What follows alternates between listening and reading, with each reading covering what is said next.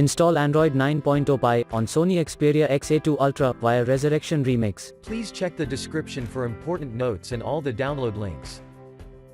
First download ROM and GApps packages, then transfer the downloaded files to the phone storage, link is in the description below. Step 2.